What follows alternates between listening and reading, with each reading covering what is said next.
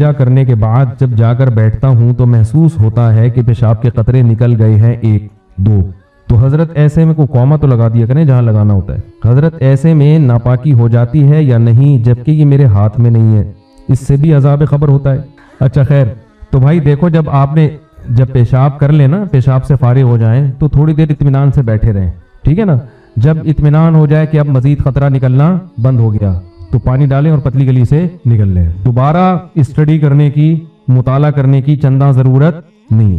بالکل وہم ہو، شک ہو، اس سے وضو نہیں ٹوٹے گا. بلکہ شک دور کرنے کا جو سنت طریقہ ہے وہ یہ کہ اپنے ازار پہ تھوڑا سا پانی کی چھینٹیں مار لیں شلوار پہ، تاکہ اگر تراوٹ نظر آئے، شیطان وسوسے میں ڈالے کہ یہ تو گیلا گیلا، تو آپ خود بولو بھائی یہ تو میں نے خود ترک کیا ہے. تو یہ وسوسہ دور کرنے کا اچھا طریقہ ہے.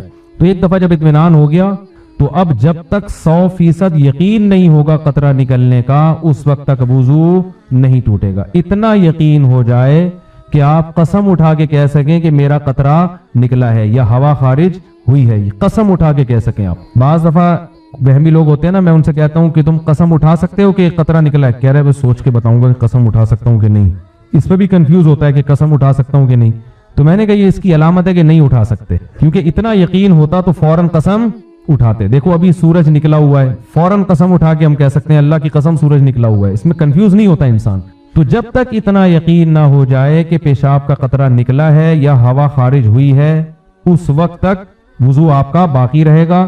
لیکن وہمیوں کو بات سمجھ میں نہیں آتی ہے، پھر بھی کنفیوزڈ ہی رہیں گے یہ. تو اللہ اس کے رسول نے جب ایک بات بتا دی ہے تو بھائی اس پہ یقین کر لو، بس چپکے سے نماز پڑھو. پھر شیطان کہنا کہ ہو سکتا ہے نکلا ہو، تو بولا نکلا ہوگا تو بھی اللہ قبول کر رہا ہے. ہم نے اللہ سے قبولوانی ہے. جب اللہ قبول کر رہا ہے تو ہمیں یہ سوچنے کی کیا ضرورت ہے کہ نکلا ہے کہ نہیں نکلا، جب اللہ ایسے ہی قبول کر رہا ہے. تو ایک دفعہ اطمینان ہو کہ قطرہ آنا بند ہو گیا، اس کے بعد پھر شک سے وضو نہیں ٹوٹے گا. ہاں بعض یہ جو نوجوان لڑکے ہیں یا کم عمر لڑکے ہیں، یہ پیشاب کرتے ہی اٹھ کے بھاگ جاتے ہیں. تو پیشاب کرنے کے کچھ وقت تک تو بہرحال تری نکلتی ہے، تو ایک دم سے بھاگ گئے تو اس سے شلوار بھی ناپاک ہوگی، وہ جگہ بھی ناپاک ہو جائے گی. تو اگر شلوار اتنی ناپاک ہو گئی ہے کہ جو 5 روپے کا سکہ، اس کی کیا دلیل ہے؟ لوگ اس پہ بھی اعتراض کرتے ہیں. قرآن حدیث میں کہاں لکھے کہ 5 روپے کے سکے کے برابر اگر ناپاک ہو گئی تو وہ ناپاک ہے، اس سے کم پاک ہے. یہ بھی کسی وقت بتاؤں گا انشاءاللہ. اس پہ میرا ایک مناظرہ بھی ہوا ہے، ایک صاحب کہہ رہے تھے اس کی کیا دلیل ہے، تو آج تک پھر وہ دوبارہ الحمدللہ انہوں نے دلیل نہیں مانگی. 5 کا سکہ تو چھوٹا ہو گیا، صحیح کہہ رہے ہیں بھائی، وہ پرانا والا. یہ مسجد کے امام ہو، 50,000 روپے ہر مہینے مفتی صاحب کے اکاؤنٹ میں آیا کریں گے گورنمنٹ آف پاکستان کی طرف سے. ویسے اتنی اچھی گورنمنٹ نہیں ہے 50,000 روپے دے. مثال دے رہا ہوں، مثال اچھی دے. تو اب لوگ کچھ کہنا شروع کر دیں، یہ حکومت مفتی صاحب کو خرید رہی ہے، یا کوئی کہے نہیں خرید نہیں رہی، اچھا اقدام کر رہی ہے. تو بھائی مفتی صاحب سے پوچھ رہا ہوں کہ آپ اس پیشکش پہ راضی ہیں یا آپ کو ایسا لگ رہا ہے کہ میں بک جاؤں گا؟ کیا خیال ہے؟ تو اگر میں کہوں کہ نہیں مجھے نہیں چاہیے، مجھے پتا ہے اگر میرے اکاؤنٹ میں 50,000 روپے آئے تو میں 4 شادیوں پہ بات نہیں کر پاؤں گا، میں عدالتی خلا کے خلاف تقریر نہیں کر پاؤں گا. یہ جو ابھی لاہور کی جج نے یہ فیصلہ کیا ہے کہ ڈانٹ بھی دیا شوہر نے بیوی کو، تو اس پہ عورت کو تنسیخ نکاح کا حق ہے، میں اس کے خلاف آواز ہی اٹھا پاؤں گا، تو میرا یہ احتجاج بالکل درست ہوگا. اور اگر میں کہہ رہا ہوں کہ نہیں بھی مجھے پیسے مل رہے ہیں، میں پھر بھی آزاد ہوں، میں جو حق کی بات ہے وہ کروں گا، تو پھر کسی اور کو اس پہ اعتراض ہونا بھی نہیں چاہیے، کسی کی روزی پہ لات بھی نہیں مارنی چاہیے. تو اس لیے ہم خود سے تبصرے کرنے کے بجائے یہ فیصلہ ہم کس پہ چھوڑ دیتے ہیں؟ پنجاب کی مساجد کے اماموں پر، کہ امام لوگ اس فیصلے سے خوش ہیں یا نہیں. ہاں 2-4 امام کی بات نہیں ہے، میجورٹی خوش ہے، تو اس کو ایکسیپٹ کرنا چاہیے اور حکومت کا شکریہ ادا کرنا چاہیے کہ چلو آپ لوگوں نے امام کا خیال کیا.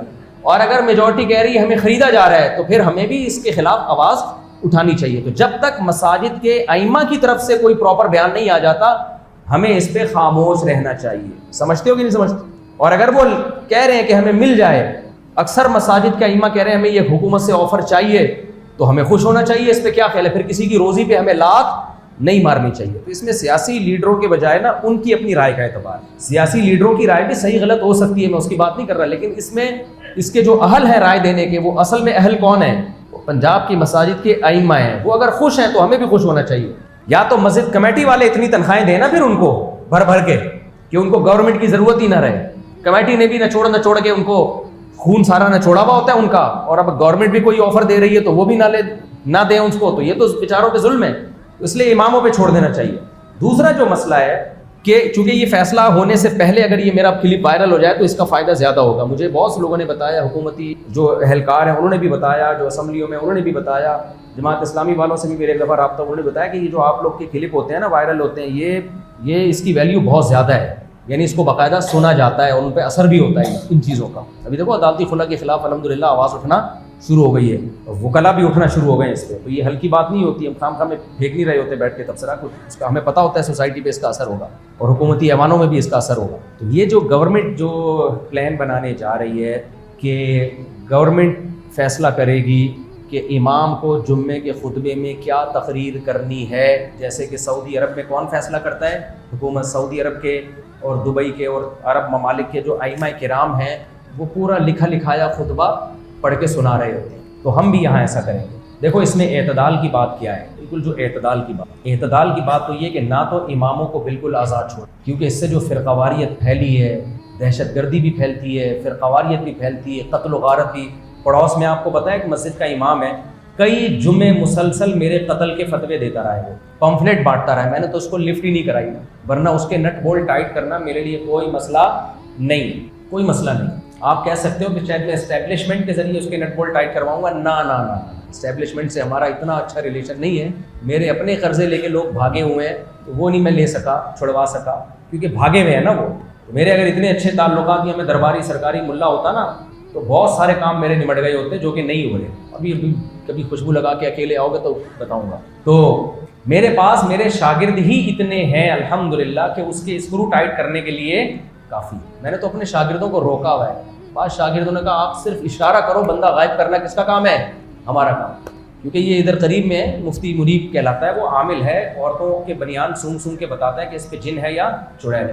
لوگ مجھے کہیں گے بد اخلاق ہو. ایک آدمی کنٹینیوسلی مجھے واجب القتل قرار دے رہا ہے, کنٹینیوسلی, کوئی روکنے والا نہیں ہے. حکومت اور اسٹیبلشمنٹ کا تو یہ حال ہے اس ملک میں, سمجھ رہے ہو, یہ قانون ہے. ہم اسٹیبلشمنٹ کے غلام ہوتے ہیں نا. ایک دفعہ وہ کہتا نا کہ مفتی طارق مسعود واجب القتل ہے, اسٹیبلشمنٹ نے اٹھا کے الٹا کر کے چترول لگانے تھے کہ ہمارا بندہ ہے تم اس کو واجب القتل کیسے کہہ رہے ہو. سمجھ رہے ہو کہ نہیں سمجھ رہے؟ اسٹیبلشمنٹ کا بندہ ہو اور آپ اس کو واجب القتل کہہ رہے ہو. اسٹیبلشمنٹ عمران خان کو جیل میں بھیج دیا, تو ان کے لیے بندہ اٹھانا, اس کے اسکرو ٹائٹ کرنا کون سا مشکل کام ہے. لیکن وہ کنٹینیوسلی تقریریں کرتا جا رہا ہے. ہر جمعے میں میرا پتہ نہیں, اس سے مجھ سے بہت محبت ہے, کہیں نہ کہیں سے میرا ذکر لے آئے گا. اور کیوں ہے؟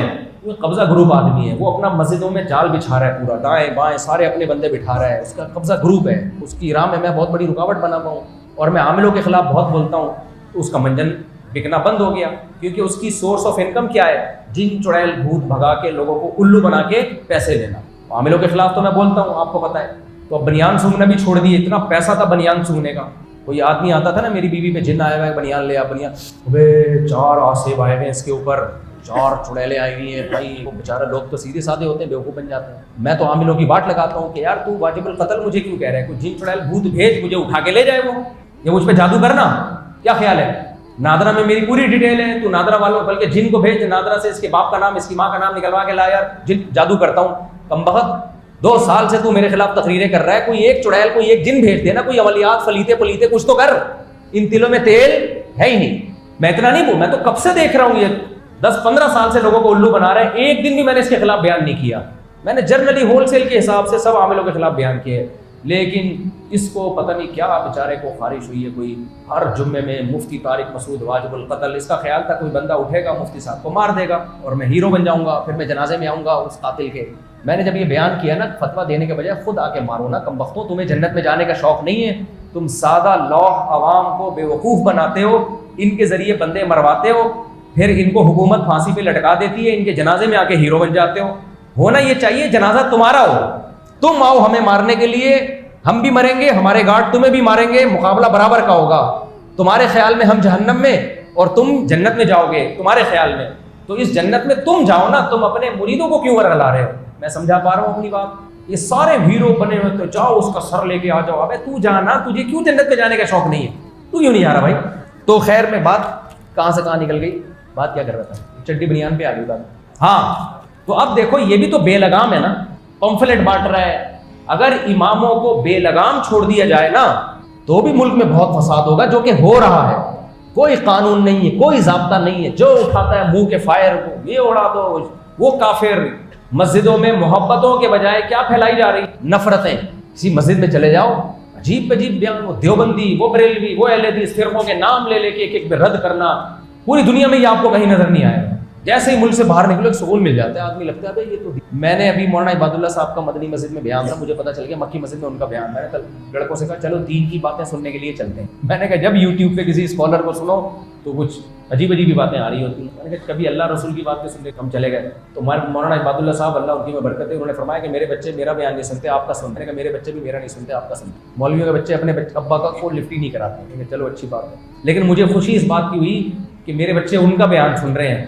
مجھے امید ہے انشاءاللہ اللہ والے بن جائیں گے, اور ان کے بچے جو میرا بیان سن رہے ہیں. میں نے کہا بہت خطرناک ٹریک کی طرف آپ کے بچے جا رہے ہیں, ہم تو ڈوبے ہیں صنم, تم کو بھی لے ڈوبیں گے. میں نے کہا آپ کا بچہ بہت غلط ٹریک پہ چلا جائے گا اور یہ میرا بیان سن رہا ہے. خیر, میں نے کہا مجھے تو خوشی, آپ کا بیان سنے گا انسان کا بچہ بنے گا انشاءاللہ, لیکن میں نے کہا آپ کے بچے جو میرا بیان سن رہے ہیں تو بہت کنٹرول کرنے کی ضرورت ہے.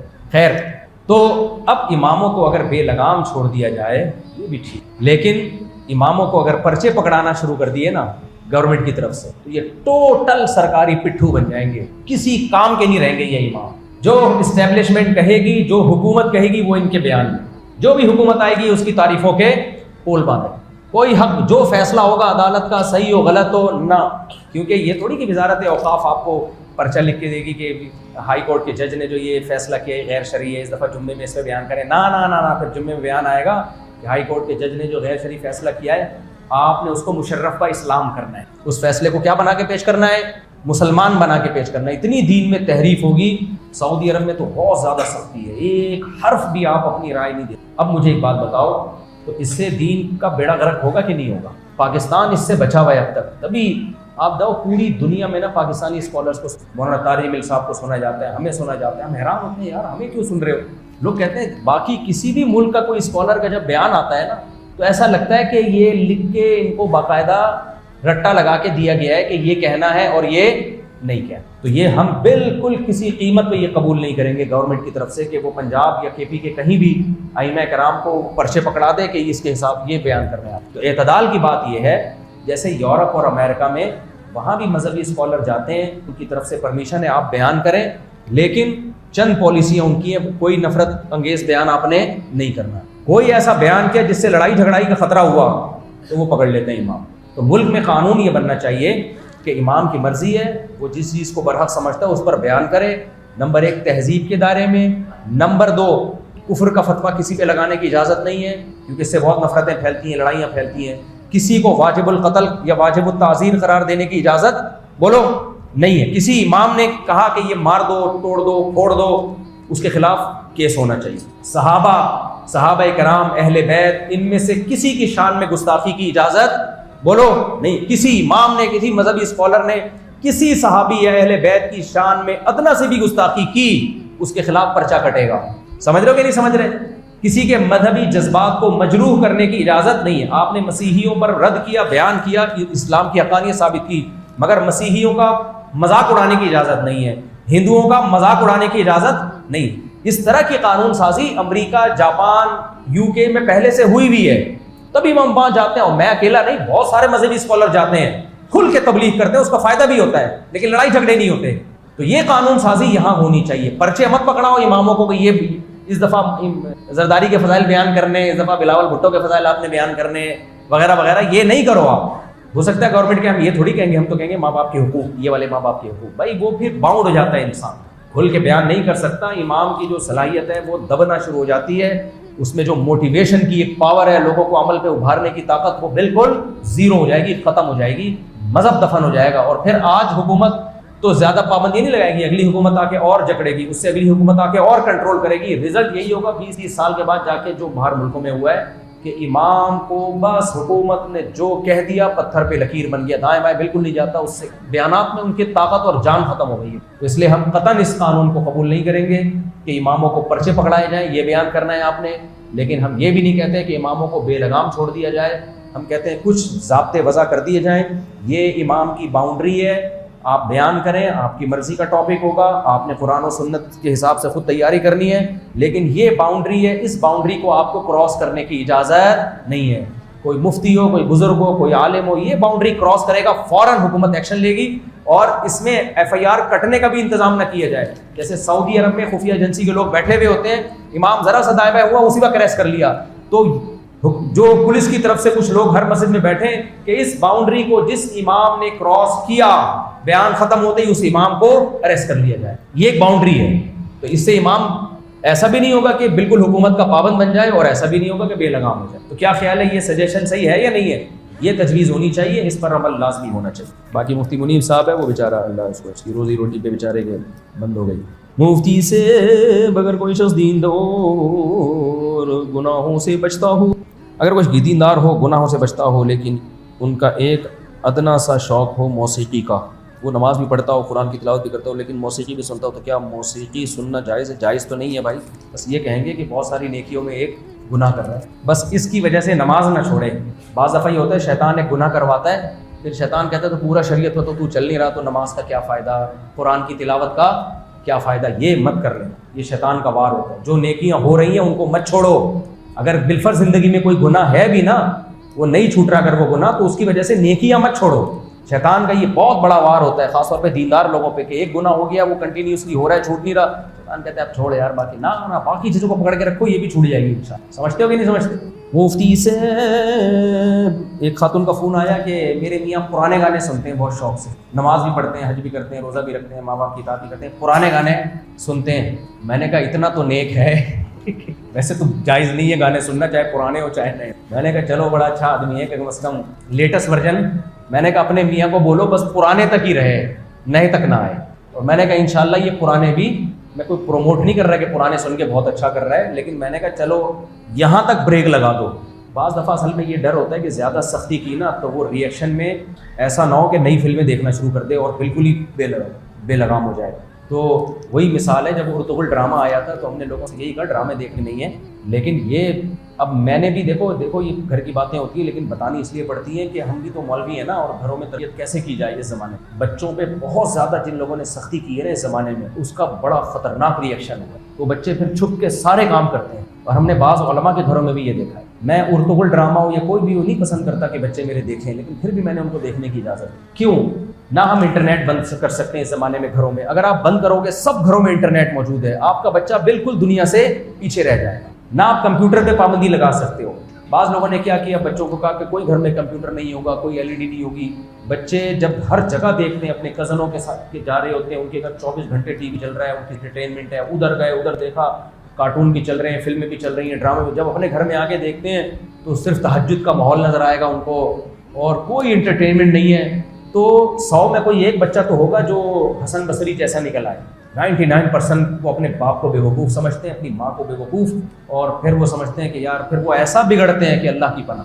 تو یہ جو جدید چیزیں ہیں, میں ایک مثال سے بات سمجھاتا ہوں, بڑی پیاری مثال. ہمارے جامعہ رشید میں دفعہ اجلاس ہوا کہ بچوں کو بالکل موبائل رکھنے پر پابندی ہو, کسی بھی ٹائم نہ دیا جائے, آئیں اور جب گھر جائیں تو اس پہ بہت ساری آ رہا ہیں, اس کا یہ فائدہ, اس کے. ہمارے استاد حضرت ابراہیم صاحب نے کہا دیکھو قانون وہ بنایا جاتا ہے جس پر عمل کرنا ممکن بھی. ہم نے بالکل موبائل پر پابندی لگا دی, کوئی اینڈرائڈ موبائل تو چلو سمجھ میں آتا ہے, سادہ موبائل پر بھی, تو کیا اس پر عمل ممکن ہوگا؟ کیونکہ موبائل سے سہولت اتنی زیادہ ہو گئی ہے, اتنی زیادہ سہولت ہو گئی ہے, آپ اپنے گاؤں میں اپنے علاقے میں 2 منٹ کے اندر بات کر کے خیر خیریت معلوم کر سکتے. آپ نے بالکل پابندی لگا دی. طالب علم جا رہا ہے وہاں, اب تو وہ PCO ختم ہو گئے نا, پبلک کال آفس, اس زمانے میں تھے, وہاں جا رہا ہے فون کرنے کے لیے, پھر وہاں سے یار چٹھی لکھ رہا ہے اپنے ابا کے نام, تو یقیناً چوری چھپے جا کے فون کرنے کی کوشش کرے گا. تو قانون بناتے ہوئے سب سے پہلے یہ دیکھا جاتا ہے کہ اس پر عمل کرانا ممکن بھی ہے یا نہیں. امریکہ, کینیڈا, یہ سب لوگ شراب سے پریشان ہیں, لیکن شراب کو انلیگل نہیں کرتے یہ لوگ. کیوں؟ ان کو پتہ ہے کہ کوئی بھی نہیں سکتا, کیونکہ شراب سے روکنے کی طاقت مذہب کے پاس ہے, قانون کے پاس نہیں ہے. مذہب کی موٹیویشن بڑی پاورفل ہوتی ہے, مذہب روک لیتا ہے, وہ مذہب کو مانتے نہیں ہیں, قانون نہیں روک سکتا شراب کو. برازیل میں نشے کی اجازت دی ہوئی ہے, ان کو پتہ ہے اتنے لوگ نشئی ہو گئے ہیں کہ اگر ہم نے نشے کو انلیگل کیا تو لوگ نشہ تو پھر بھی کریں گے, اور ساتھ ساتھ انلیگل کاموں کی ان کو عادت پڑ جائے گی. تو انہوں نے کہا لیگل کر دو. ہمیں یہ ضرورت نہیں ہے کیونکہ ہمارے پاس تو مذہب ہے نا, مذہب کی موٹیویشن ہے پاورفل, وہ نشہ چھڑوا دیتا ہے مذہب. تو اب خوب اچھی طرح سمجھو, خاص طور پہ دینداروں کے لیے, کہ اگر گھر میں آپ نے بالکل سب چیزیں بند کر دی، اس کا رزلٹ یہ نکلتا ہے، کوئی ایک آدھ بچہ تو بہت ایسا نکل آتا ہے لیکن وہ بھی سوسائٹی میں چلنے کے قابل نہیں ہوتا، وہ بھی گم سم، دنیا کا پتہ ہی نہیں ہوتا اسے، تو لیکن زیادہ بچے پھر بگڑتے ہیں۔ تو اس لیے اعتدال کے ساتھ گھر میں ان چیزوں کی پرمیشن دی۔ میں نے گھر میں LED بھی لگائی ہوئی ہے، بچوں کو انٹرنیٹ بھی لگا کے دیا ہوا ہے، بھائی کھلے میں LED لگی ہوئی ہے، جو دیکھنا ہے دیکھ لو، بند کمرے میں چھپ کے کچھ بھی نہیں دیکھنے کی جاتی۔ کسی بچے کے گھر میں بند کمرے میں کمپیوٹر نہیں، جو ہے کھلے میں ہے، سمجھ رہے؟ تو کتنا بگڑ جائیں گے؟ تھوڑا بہت بگڑنے کا پھر بھی چانس ہوتا ہے، لیکن بہت زیادہ نیک بنانے کے چکر میں آپ نے بالکل ہی ان کو ایسا بنا دیا۔ تو اب میرے بچے اردو دیکھتے تھے، مجھے نہیں اچھا لگتا کہ ڈرامہ دیکھے، لیکن میں کم از کم یار بے حیائی نہیں ہے، ایک کہانی ہے، ایک ہسٹری ہے، ایک ہسٹری کا تھوڑا سا پتہ ہے، اس کے کچھ فائدے بھی ہیں، صرف نقصانات نہیں ہیں، کیونکہ اگر آپ اس پہ بھی پابندی لگاؤ گے تو پھر وہ آگے جائیں۔ تو میرے سارے بچے اردو دیکھتے تھے، اور جب میں گھر آتا تو اردو بنے ہوئے ہوتے تھے، بچیاں حلیمہ بنی ہوئی ہوتی تھی، وہ بنا کے نا پورا ہر وقت ان کا یہی کھیل تھا، اور بچے جو ہے نا وہ چھوٹے تلواریں لے کے نا، وہ کھجور کے پتے لے کے، اور وہ پتہ نہیں او جیسے کیا کرتے۔ میں خوش ہوتا تھا کہ یار ایک اچھی ایکٹیویٹی ہے، سمجھ رہے ہو؟ اگر یہ انڈین فلمیں دیکھ رہے ہوتے تو پھر کیا بن رہے ہوتے؟ تو پھر میراثی بنتے، پھر تو یہ کیا خیال ہے، میراثیوں والی عادتیں ہوتی ہیں ان کی۔ تو اس لیے اعتدال کے ساتھ ہر چیز اچھی ہوتی ہے۔ تو اس لیے وہ جب خاتون نے کہا نا میرے میاں پرانے گانے سنتے ہیں، تو مجھے اگر سوسائٹی کا پتہ نہ ہوتا تو میں کہتا استغفر اللہ، جہنم کے سب سے نچلے طبقے میں جائے گا تیرا میاں، سب سے نچلے طبقے میں۔ اور اس کا میاں بھی سن رہا تھا اسپیکر پہ، مرے گا۔ تو وہ میاں توبہ نہیں کر لیتا، وہ میاں کہتا ہے جب جانا جہنم کے نچلے طبقے میں ہی ہے تو لیٹسٹ جو ابھی آیا ہے کیا خیال ہے وہ والا؟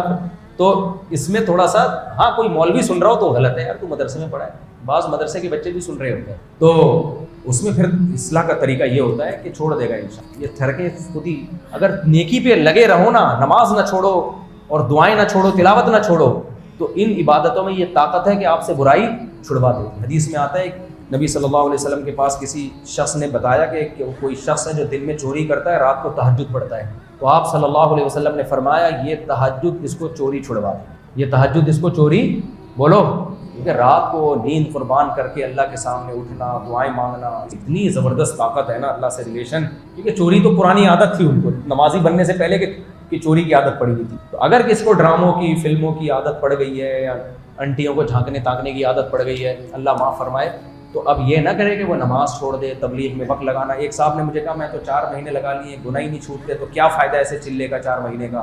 میں نے کہا اگر تو نے نہ لگائے ہوتے نا آگے جا چکا ہوتا، اس گناہ سے 2 ہاتھ پرانے سے نئے گانوں پہ آ چکا، اور صرف گانوں پہ نہیں، آگے بھی بہت کچھ کر رہے ہیں لڑکے، بہت کچھ آگے جا چکا ہوتا۔ پھر یہ فوش فلموں کی عادت پڑتی ہے، پھر فوش فلموں پہ بھی نہیں رکتے، پھر وہ کہتے ہیں زنا کرو، لڑکیاں تلاش کرو، بہت گند ہوتا ہے آگے۔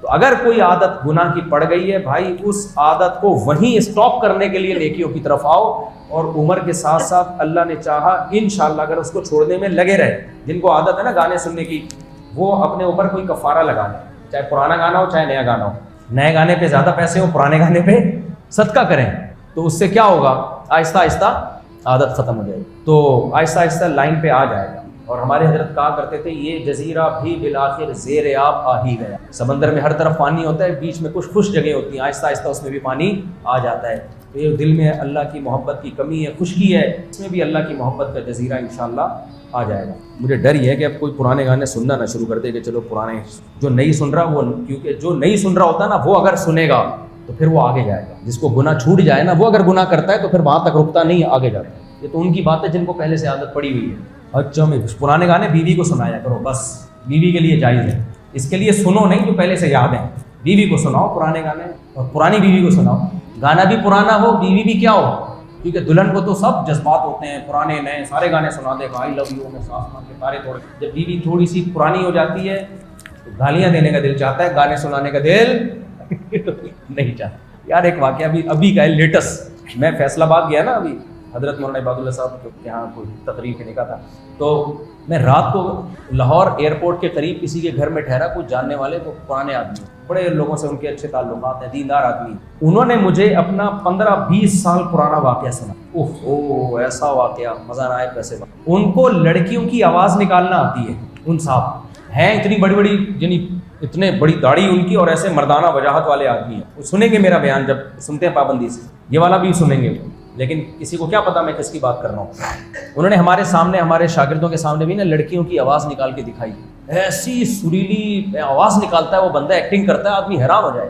کہتے ہیں 2007-8 تک میں کیا کرتا تھا, اس وقت بیلنس موبائل میں کیسے ڈلتے تھے, وہ کارڈ اسکریچ کر کے اس کا نمبر بھیج دیا جاتا تھا, 100 روپے والا, 200 روپے. کہتے ہیں میں بڑا شرارتی تھا, اس وقت دین بھی نہیں تھا میں, تو میں لڑکیوں کی آواز بنا کر کالز کیا کرتا تھا, اس کال سے لڑکوں کو پھنساتا تھا میں. اور وہ لڑکے کون, لاہور کے پیر و مرشد بزرگ, جن کو لوگ بزرگ سمجھ رہے ہیں, ظاہر وہ بزرگ تو نہیں ہو. کہہ رہے سارا دن اس بزرگ کا کام جھاڑ پھونک کر کے لوگوں کے مسائل حل کرنا, اور رات کو 2 گھنٹے میرے موبائل میں بیلنس ڈلوا کے مجھ سے بات کرنا اور مجھے ہدیے بھی. آئی بات.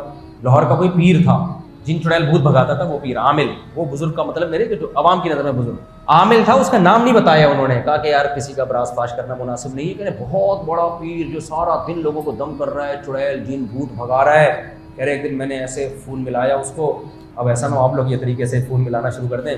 کہہ رہے اس نے فون اٹھایا, کون؟ میں نے سریلی سی آواز نکالی کہ سوری وہ رانگ نمبر ہے. اس نے کہا نہیں رانگ نمبر نہیں, بالکل رائٹ نمبر, بات تو کریں, آپ کیا کہنا چاہ رہی ہیں؟ کہہ رہی نہیں وہ اصل میں ایکچولی میں کسی اور کو فون ملانا چاہ رہی تھی, میں تو نہیں نکال سکتا نا ویسے, تو وہ ملانا چاہ رہی تھی, تو وہ ایکچولی غلطی سے آپ کو, لیکن آپ کی آواز بڑی اچھی ہے, آپ بڑی مردانہ آواز, تو آپ کی بھی بہت اچھی ہے, تو آپ کیا کرتے ہیں؟ بھائی میں تو روحانی علاج کرتا ہوں. اچھا آپ روحانی علاج کرتے ہیں, تو اچھا آپ کو تو پھر نامحرم لڑکیوں سے بات نہیں کریں گے آپ؟ نہیں, اصل میں کچھ مسائل ہیں جو تمہارے ساتھ شیئر کرنا چاہتا ہوں. کہہ رہے ہیں ایسے 2 گھنٹے کہہ رہے ہیں کام یہی, اور بیلنس پہ بیلنس آئے جا رہا ہے. آپ کا کیا خیال ہے کتنے بندوں کو پھنسایا اسے؟ 5000. وہ صاحب جو اتنی بڑی داڑھی, مردانہ وجاہت, سینے پہ بھی بال, ہاتھوں پہ بھی بال, اور داڑھی بھی بڑی گھنی, یہاں تک بال آئے ہیں, اور پاکستان کا 5000 بندہ. کہہ رہے ہیں آپ کے کراچی کے بھی بہت کسٹمر تھے میرے پاس, اس میں کیا مولوی, کیا غیر مولوی, کیا قاری, کیا غیر قاری, کیا ڈاکٹر, کیا انجینئرز, کیا سائنٹسٹ, کیا پروفیسر, بڑے ہائی پروفائل ایجوکیٹڈ لوگ بھی. کراچی سمیت سندھ, بلوچستان, پنجاب, کے پی کے, کراچی کے ٹوٹل ملا کے کہتے ہیں میرے کسٹمر کتنے تھے؟ 5000. ایسے ٹھرکی شکل کسی نے نہیں دیکھی, آواز پہ بیلنس بھیجتے جا رہے ہیں. کہہ رہے ہیں ایک عمرہ کرنے گیا میرا کسٹمر, وہاں عمرے میں طواف کے دوران مجھے کال کر رہا ہے. کہہ رہے میں نے کہا بدتمیز, تمہیں شرم نہیں آتی نامحرم کو طواف کے دوران کال کر رہے ہو؟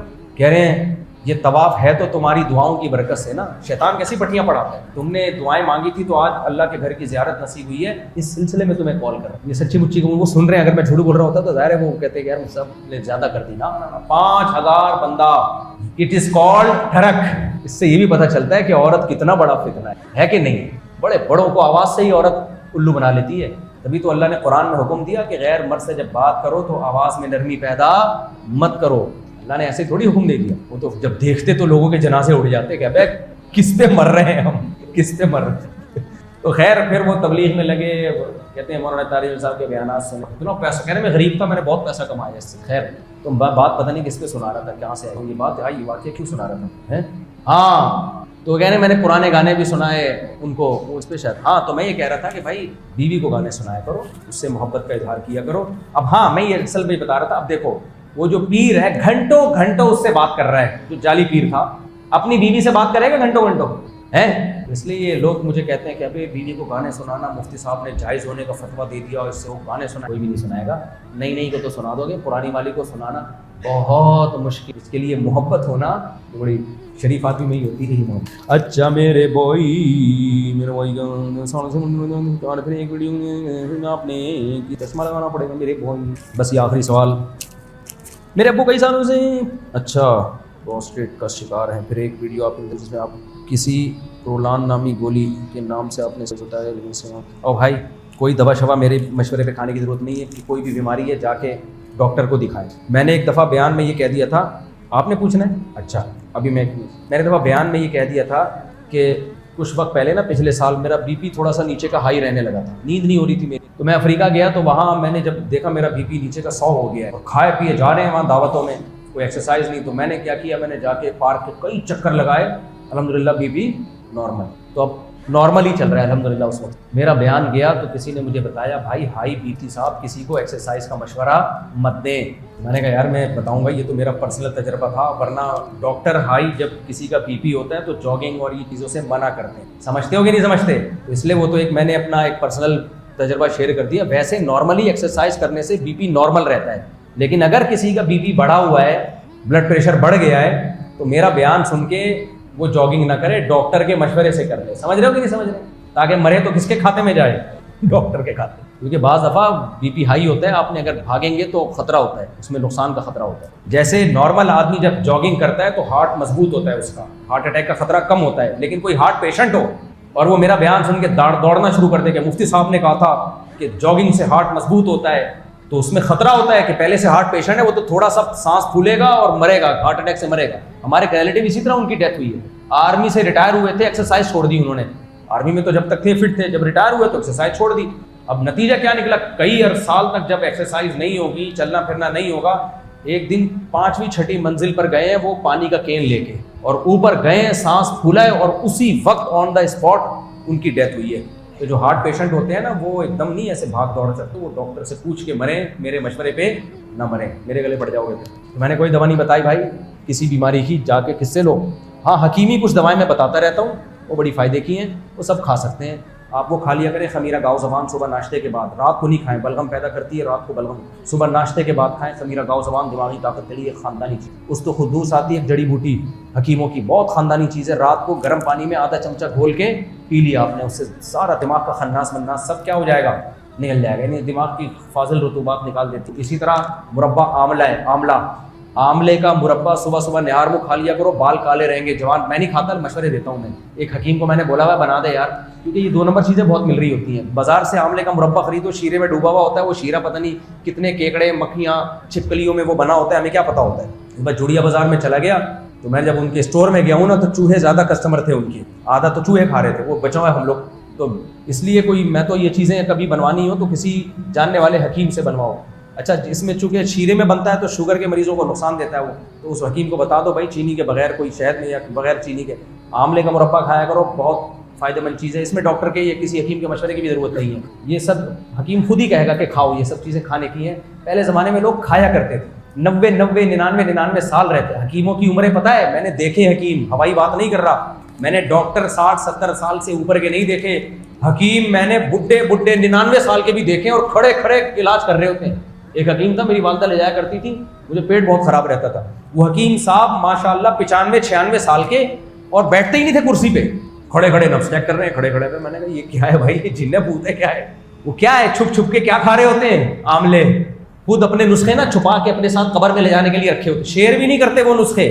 ایسے حکیم ہیں جن کے پاس اتنی اچھی میڈیسن تھی, دوائیاں تھیں, انہوں نے نسخے بنائے لوگوں کی صحت کے لیے, دیے نہیں کسی کو, اور قبر میں اپنے ساتھ لے کے چلے. کچھ اچھے بھی ہوتے ہیں, وہ تو انٹرنیٹ پہ ڈال دیتے ہیں, لیکن ایسے بہت کم ہیں. لیکن بات یہی ہے نا کہ کمپنیاں جب کوئی دوا ایجاد کرتی ہیں ان کو تو پیسہ مل جاتا ہے. حکیم جب کوئی چیز بنائے گا تو اس کو پتہ ہے میری محنت کا مجھے کچھ ملتا نہیں.